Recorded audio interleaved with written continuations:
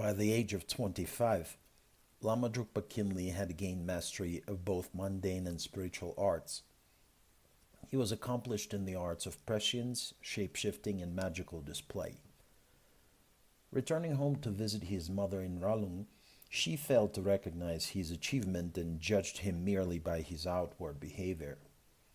"You must decide exactly who you are," she complained. "If you decide to devote yourself to the religious life, you must work constantly for the good of others. If you're going to be a lay householder, you should take a wife who can help your old mother in the house." Now, Drukpa Kunley was instinctively guided at all times by his vow to dedicate his sight, his ears, his mind, and his sensibility to others on the path, and knowing that the time was ripe to demonstrate his compassionate wisdom, he replied immediately, "If you want a daughter-in-law, I'll go and find one." He went straight to the marketplace, where he found 100-year-old hag with white hair and blue eyes, who was bent at the waist and had not as much as a single tooth in her head. "Old lady," he said, "today you must be my bride. Come with me." The old woman was unable to rise, but Kunley put her on his back and carried her home to his mother. "Oh, Amma, Amma," he called to her, "you wanted me to take a wife, so I've just brought one home." "If that's the best that you can do, forget it," moaned his mother. "Take her back where she came from, or you'll find yourself looking after her. I could do her work better than she." "All right," said Kunley with studied resignation. "If you can do her work for her, I'll take her back." And he returned her to the marketplace.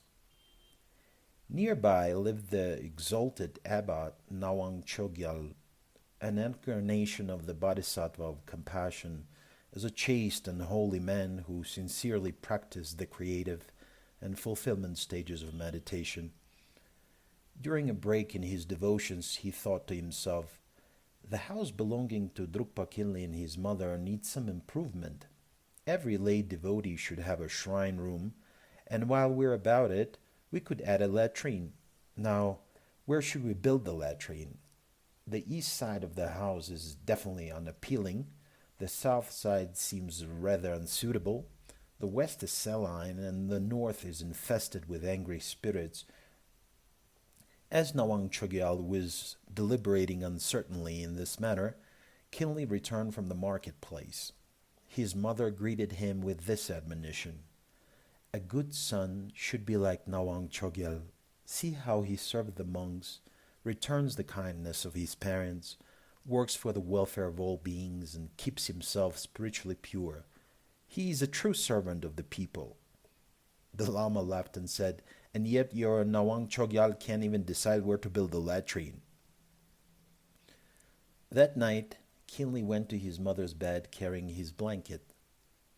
"What do you want?" asked his mother. "Well, this morning you said you would perform a wife's duties, didn't you?" he replied. "You shameless creature," responded his mother. "I said I'd do her housework. Now don't be stupid, go back to your own bed."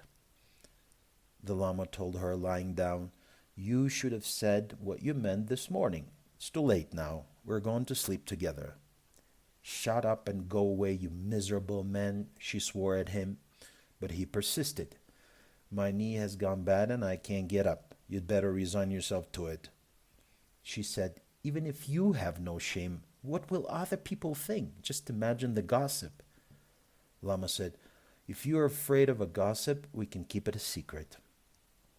Finally, unable to find words to rebuff him, she said, "You don't have to listen to me, just don't tell anyone else.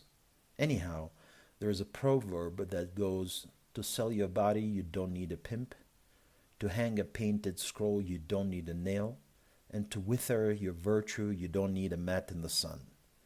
So do it if you're going to." Her words fell into his ears like water into boiling ghee, and he sprang up and left her alone. Early next morning he went to the marketplace and shouted aloud, "Hey, listen, you people! If you persist, you can seduce even your own mother." When the whole crowd was aghast, he left. But by exposing the hidden foibles of his mother, her faults were eradicated, her sins expiated, and her troubles and afflictions removed. She went on to live to the ripe age of 130 years.